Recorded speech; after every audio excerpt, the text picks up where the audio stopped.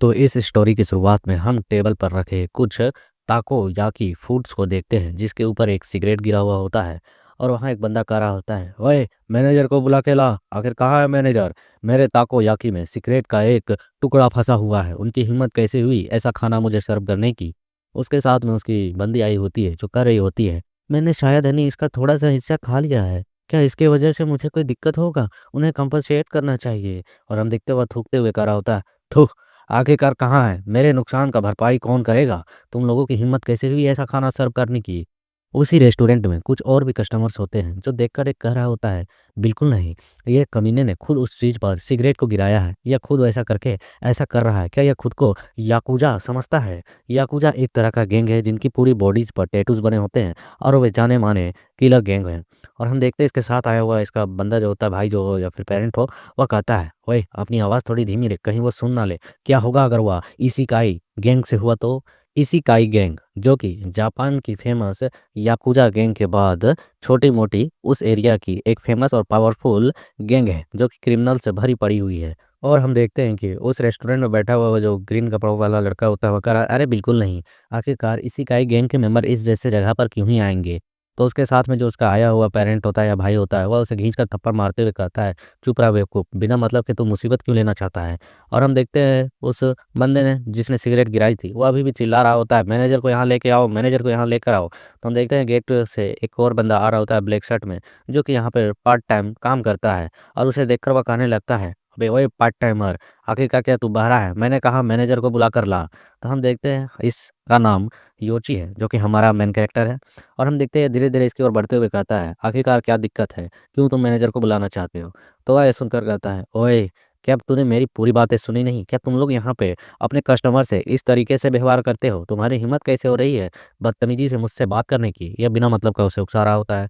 और इसके सामने जाकर तनकर कहता स्टाइल में, मैंने कहा मेरे यहाँ पर खाने में सिगरेट का टुकड़ा मिला है तो इसका भर जाना कौन भुगतेगा? तुम्हें इसे सीरियसली लेना चाहिए। एक या गंभीर समस्या है, समझ रहे हो ना मेरे बातों को? बट तुम्हारी रवैया वैसे ठीक नहीं लग रही है मुझे। और तुम्हें बता दूं, सिगरेट में निकोटीन पाया जाता है जो कि एक तरह का पॉइजन है। इसके नुकसान का भरपाई कौन करेगा? तो जो योची होता है वो कहता है, नहीं, नहीं, नहीं, इन्हें ये नहीं करना चाहिए था। और वो कहता है कि इस दुकान में कोई भी ऐसा नहीं है जो यहाँ पर सिगरेट पीता हो। हमारे जितने भी मेंबर यहाँ पर शेफ़ हैं, खाना बनाते हैं या फिर जो भी काम करते हैं, उनमें से कोई भी सिगरेट नहीं पीता है और इस जगह पर सिगरेट पीना भी मना है। क्या तुम्हें इस चीज़ के बारे में मालूम नहीं है? अगर तुम किसी तरीके से पैसे निकालने की योजना बना रहे हो, तो पहले कम से कम अपने दिमाग का इस्तेमाल तो कर लेते। और यह कहकर उसके बगल से होकर गुज़रते हुए जा रहा होता है और कहता है कि जब तक मैं यहाँ पर अपने धंधे को शांति से कर रहा हूँ, तब तक ठीक है। अगर तुम यहाँ पर किसी भी तरीके की परेशानी खड़े करोगे, तो इसका खामियाज़ा तुम्हें खुद भुगतना पड़ेगा। और वो पलटकर कहने जा रहा होता है, और एक बात, बट हम देखते हैं वो बंदा कहता है, "यू बास्टर्ड तुम्हारी इतनी हिम्मत!" और वह सीधे उसके जबड़े को पकड़ लेता है और जबड़े को पकड़कर दबाते हुए उसे घूर कर देखते हुए कहता है कि अगर मैं तुमसे पैसे माँग रहा हूँ अपनी नुकसान का, तो तुम्हें चुपचाप उसे दे देना चाहिए। क्या तुम्हें पता है मेरा बड़ा भाई कौन है? तो हम देखते हैं वो कह रहा है, तुम कौन है? और हम देखते हैं वो बोलता है, मेरे बड़े भाई इशिकाई गैंग के मेंबर हैं। और वह कहकर हँसने लगता है, हँसते हुए कहता है, अगर मैं उनसे एक बार कहूँ तो तुम्हें पता है तुम्हारे साथ क्या होगा? कल की होने वाली सुबह तुम्हारा और साथ-साथ तुम्हारा पूरा परिवार भी नहीं देख पाएगा। और हम देखते हैं ये सुनने की देरी थी कि योची उसे कलर से धरता है और वह बंदा कह ही रहा होता है, अब अपना मैनेजर को जाओ और फ़ोन लगाकर उसे बुलाओ या हर्जाना भरने को। बट मैनेजर बुलाएगा तेरा बाप। और हम देखते हैं वो कलर को पकड़कर उसे अपनी ओर खींचते हुए धाम से उसके नाक पर एक जोरदार हिट देता है और उस हेड हिट के साथ उसकी नाक वहीं पर टूट चुकी होती है। और ऐसा होते हुए देख उसकी आई हुई बंदी कह रही होती है, हनी ये क्या, ये कि तुम ठीक तो हो? और यहाँ हम देखते हैं कि ये बंदे की यहाँ पर जो योची होता है वह लगाने जा रहा होता है एक जोरदार पंच। और योची बताता है, इशिकाई गैंग ये कमीने, और धाम से एक जोरदार हिट साइड पंच। और वह कहता है, जिसने मुझे सबसे ज़्यादा नफ़रत पैदा करवाई है, मुझे उनसे बहुत ही ज़्यादा नफ़रत है, घिनौने लगते हैं वो मुझे। और वो अपना फ़िस्ट कसते हुए कहता है कि, ओए कमीने! क्या तू कहता है कि मेरे माँ-बाप अगली सुबह नहीं देख पाएँगे? लेकिन उन्हें तुम ही कमीनों ने पहले ही मार डाला है। मेरी माँ की हत्या कर दी गई। और फिर यहाँ पे हमें राइटर के द्वारा कुछ बंदों को दिखाया जाता है और बताया जाता है कि अगर मैं यहाँ पर इस इकाई गैंग के बारे में बताऊँ एक शब्द में, तो उनका जन्म इस तरीके से हुआ है कि जापान में सबसे पहले क्राइम्स के बहुत ही सारे बड़े-बड़े ग्रुप्स हुआ करते थे। लेकिन जब उन्हें एक फ़ॉर्मेशन में लाया गया, एक ग्रुप में बनाया गया था, 10 साल पहले की यह बात है। जब अनगिनत ग्रुप्स एक साथ मिल रहे थे, मौजूद हो रहे थे, तो उस समय क्राइम जो था वह अपनी पीक पर था और भी ज़्यादा वहाँ पर अपराध हो रहे थे। सभी मेंबर्स एकजुट होकर बड़े हो रहे थे और कुछ ग्रुप्स इसमें शामिल नहीं भी होना चाहते थे, जिसकी वजह से कई सारे आपसी मामले में झड़ाई हुई, लड़ाई हुई, क्योंकि अगर वे मेंबर किसी दूसरे ग्रुप में मेंबर में शामिल होते हैं तो उनका वो एरिया उनके अंडर मेन बॉस के अंडर में चला जाएगा और सभी छोटे-छोटे एरियाज़ के अपने-अपने बॉस थे, जो कि इस चीज़ को करना बिल्कुल नहीं चाहते थे। जिसकी वजह से लगातार मारपीट, मारकाट, गोलीबारी, बंदूकी सब कुछ होने लगी। जिसी के चपेट में हमारे योची की मदर भी आई और वह भी यहाँ पर मारी गई। और ये सारी बातें योची को यहाँ पर याद आ रही होती है, जहाँ पर हम उसे अपने उसके मदर के फ़ोटो के सामने खड़े देखते हैं और यहाँ पर योची कह रहा होता है कि उन्होंने मुझे अकेला पाला-पोसा था। वह मेरी इकलौती परिवार थी, जो मेरे होशो-हवास में थी। इसने अपने फ़ादर को भी नहीं देखा है शायद और ये यहाँ पर अपनी मदर को लेकर बहुत ही ज़्यादा रो रहा था। और ये सारे यादें इस बंदे को मारते वक़्त इसके माइंड में घूम रही थी और हम देखते हैं वह एक जोरदार फ़िस्ट सीधे इसके थोबड़े पर पड़ता है, जो इसके मुँह को पचका देता है और सीधे इसे ज़मीन पर गिरा देता है। और इस जोरदार हिट के साथ इस बंदे के नाक मुँह से खून निकल रहे थे और उसके पंच के निशान इसके चेहरे पर बन चुके थे। और यहाँ योची कह रहा होता है, जो व्यक्ति कुछ ख़ास खुद कबाड़ नहीं सकता है, वह यहाँ पर आकर बड़ी-बड़ी बातें कर रहा है। और हम देखते हैं कि उसके साथ आई हुई बंदी यहाँ पर काँप रही होती है और यहाँ पर योची कहता है, मुझे ये चीज़ें बिल्कुल भी बर्दाश्त नहीं है कि तुम्हारे जैसे कमीने जो कि इशिकाई गैंग का नाम लेते हैं और मुसीबतें खड़ा करने के अलावे कुछ नहीं करते हैं। तुम जैसे कमीनों को देखकर मेरा खून खौलता है। और हम देखते हैं वह वहाँ पर एक और जोरदार पंच मारने के साथ इसे ख़त्म करने जा रहा होता है और वह बोलता भी है कि तुम कमीनों को देखने के साथ मुझे तुम्हें मार डालने का जी करता है।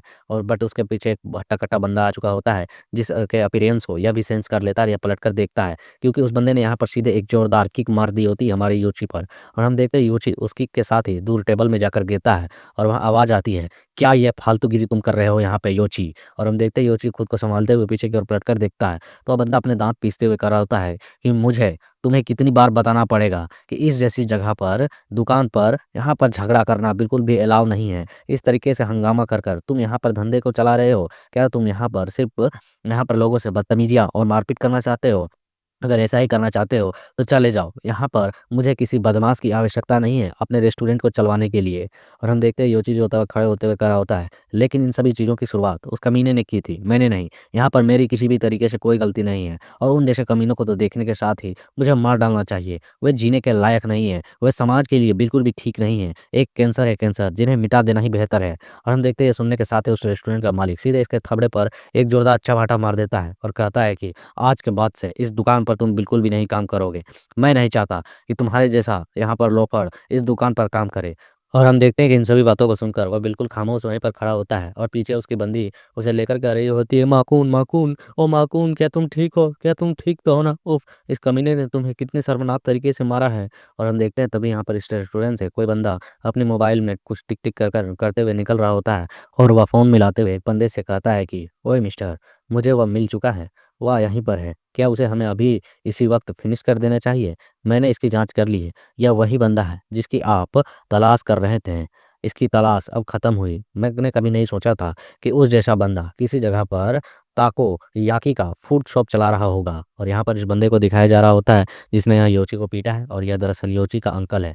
और हम देखते हैं ये बहुत ही ज़्यादा क्रीपी स्माइल के साथ हँस रहा होता है और कह रहा होता है, मैं आज रात उसका ध्यान रख लूँगा, क्यों है ना? उसका खात्मा कर दूँ ना? और उसके बाद हमें फुल नाइट का सीन दिखाया जाता है, फुल मून नाइट का, जहाँ पर सभी मामलों को सुलझाने के बाद ये लोग रेस्टोरेंट की सफाई कर रहे होते हैं।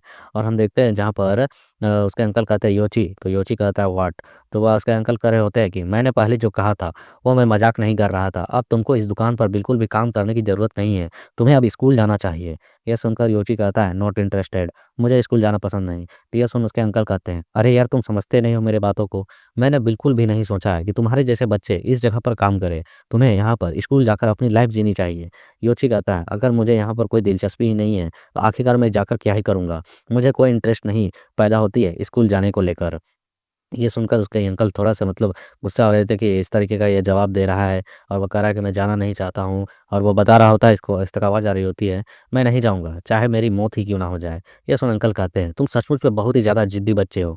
आखिरकार तुम अपने भविष्य को किस तरीके से देखना पसंद करते हो? अपने फ्यूचर को लेकर तुम सीरियस भी हो कि नहीं? तुम्हें इस तरीके से जीने की आवश्यकता नहीं है। तुम्हें वापस लौटना चाहिए और एक अच्छी ज़िंदगी जीनी चाहिए और तुम्हें स्कूल भी जाना चाहिए। ये सुनकर यहाँ पर युवती की आवाज़ आता है, अच्छा, एक अच्छी जीवन, लेकिन मैं इस चीज़ को जीना भूल चुका हूँ जब से मेरी माँ मेरे साथ नहीं है। ये सुनकर अंकल कहते हैं कि आखिरकार क्या दिक्कत है तुम्हारे साथ? वह बहुत पुरानी बातें हैं, अब तुम्हें नई शुरुआत करनी चाहिए। वहाँ पर इस योची की आवाज़ आती है और योची झाड़ू लगा रहा, पोछा लगा रहा, डंडे पकड़ कर कह रहा होता है कि मुझे स्कूल का नाम लेते ही बहुत ही ज़्यादा वह डरावना-सा फ़ीलिंग देता है, जिसकी वजह से मैं बिल्कुल भी जाना नहीं चाहता हूँ। क्या तुम भूल गए हो, जिस दिन मैं यहाँ पर स्कूल गया था, वह मेरा स्कूल का पहला दिन था और मेरे स्कूल में है उस पहले दिन में ही मेरी माँ मुझसे बिछड़ चुकी थी। वो मतलब कि उस गैंग वॉर में उसी दिन इसकी माँ मारी गई थी। और ये सारी चीज़ें अंकल सुनकर खामोश होते हैं, कुछ जवाब नहीं दे पा रहे होते हैं और यहाँ योची कह रहा होता है, वो मेरा स्कूल का पहला दिन था। जब मैं खुशी-खुशी अपने दोस्तों के साथ स्कूल में मस्त खेल रहा था, तब मुझे कुछ भी चीज़ें पता भी नहीं थी। अपने नए दोस्तों के साथ हँसते-खेलते हुए मैं घर आ रहा था, लेकिन माँ को गोली लगी और इसका दर्दनाक मौत हो गया। इसके बारे में मुझे बिल्कुल भी पता नहीं था। जब तक मुझे फ़ोन आया, जब तक मैं वहाँ पर पहुँचा, तुरंत पहुँचा, जैसे ही पता चला और वह मुझसे बिछड़ चुकी थी मेरे पहले ही दिन स्कूल के, और मैं अब इस तरीके के बिल्कुल कोल्ड फीलिंग को दोबारा एहसास नहीं करना चाहता हूँ। उनके खो जाने के बाद मैं दोबारा ऐसा नहीं चाहता हूँ कि मैं आपको भी खोऊँ, क्योंकि जब मैं वहाँ पहुँचा था तो मेरी माँ की बॉडी पूरी तरह से ठंडी पड़ चुकी थी, सुन्न पड़ चुकी थी। लाश को देखा होता है कि भाई, लाश देखने के बाद हर किसी का बर्दाश्त नहीं होता है। तो हम देखते हैं उन सभी सीन्स को याद करने के बाद यहाँ पर इसे खून की, मतलब खून की कहता है, सॉरी, उल्टी आ रही होती है, ऐसे अजीब-सी फीलिंग आ रही होती है। तो इसे इस तरीके से करते हुए देख इसके अंकल इसकी ओर बढ़ते हुए कहते हैं, "योची, सँभालो खुद को, इन चीज़ों को दोहराने की और कहने की आवश्यकता नहीं है। बस करो, अब ये बातें करना बंद कर दो।" तो हम देखते हैं योची कह रहा होता है कि मुझे पता है, मुझे अब आगे नई शुरुआत करनी चाहिए बढ़ के। लेकिन सच यह है कि मुझे हमेशा डर लगा रहता है, जिस तरीके से मैंने अपने मदर को खो दिया, उसी तरीके से अगर मैं कभी दोबारा स्कूल जाता हूँ, उसके बाद अपने अंकल को भी खो देता हूँ, तो मैं बिल्कुल भी खुद को माफ़ नहीं कर पाऊँगा। ये सुनकर तो अंकल भी खामोश हो जाते हैं और कहते हैं, योची, फिर भी मैं चाहता हूँ कि तुम खुश रहो मेरे बच्चे। मैं चाहता हूँ कि तुम्हें एक नई ज़िंदगी और नई खुशी मिले। तुम मेरे बारे में चिंता ना करो। तो हम देखते हैं यहाँ पर योची कह रहा होता है, माफ़ कर दीजिए, लेकिन मैं अभी फ़िलहाल ऐसा करने के लिए बिल्कुल भी प्रिपेयर नहीं हूँ। जब तक इस दुनिया में इस तरीके की चीज़ें बदलती नहीं हैं, गैंग वॉर्स, तब तक मैं बिल्कुल भी शांति से इस दुनिया में जी नहीं सकता हूँ। उसके बाद हमें जापान की एक एडवर्टाइज़मेंट बोर्ड को दिखाया जा रहा होता है, जहाँ पर बातें कर रहे होते हैं रिपोर्टर्स की, इशिकाई अब सिर्फ़ एक अपराधी क्रिमिनल्स ग्रुप नहीं रह गया है, बल्कि ऐसी दुनिया की जहाँ वे आज़ादी से घूम सकते हैं और हर एक काम कर सकते हैं। नामकून गैंग बन चुके हैं, फेमस। वे देश के सभी आपराधिक ग्रुपों में से एक ऐसा ग्रुप बन चुका है जो जापान की टॉप पावरफुल 5 पावर्स में से एक है। वे जापान की 5 शक्तियों में से एक ही नहीं, बल्कि यहाँ के मनी को, अर्थव्यवस्था को भी सँभालते हैं और उन्होंने खुद को एक नया नाम दिया है, जो कि है न्यू वॉन ग्रुप। और इस नाम से वे लोग यहाँ पर जापान की बहुत ही बड़ी इंडस्ट्री को सँभालते हैं, जो कि पैसे को सर्कुलेट करती है। अलग-अलग धंधे बिज़नेस भी खोले होंगे उन लोगों ने। और फिर हमें दिखाया जाता है कुछ जूते पहने हुए बंदे जो कि इस रेस्टोरेंट के बाहर में होते हैं और यहाँ योची कह रहा होता है, यह जो देश है, वह इस इकाइयों के जितने भी कांड हैं, उन सभी को नज़रअंदाज कर रहा है। मुझे या तो उन्हें ख़त्म करना होगा या फिर उन्हें मुझे, वे जापान की 5 शक्तियों में से एक बन चुके हैं। जब तक वे इस जगह पर रहेंगे, मेरा यहाँ पर जीना बहुत ही ज़्यादा मुश्किल है।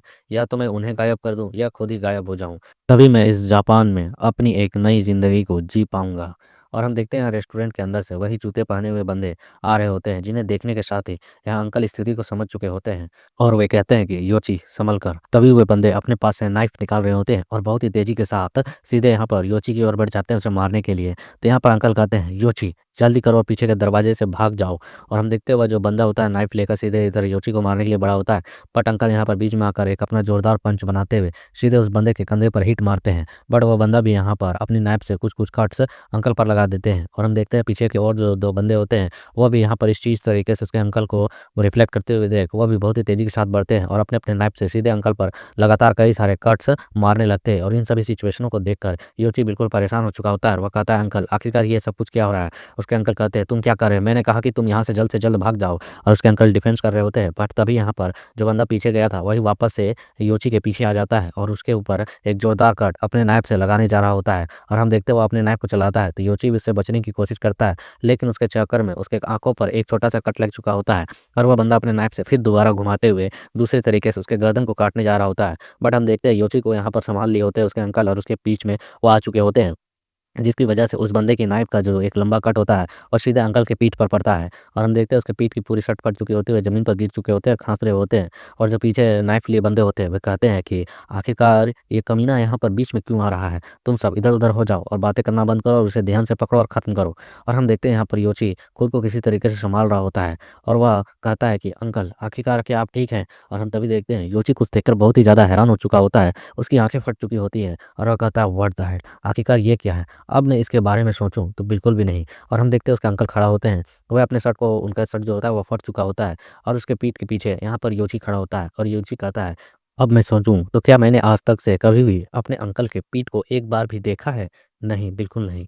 और हम देखते हैं उसके अंकल कह रहे होते हैं, आखिरकार ये किस तरीके की बदतमीजी है तुम लोगों की?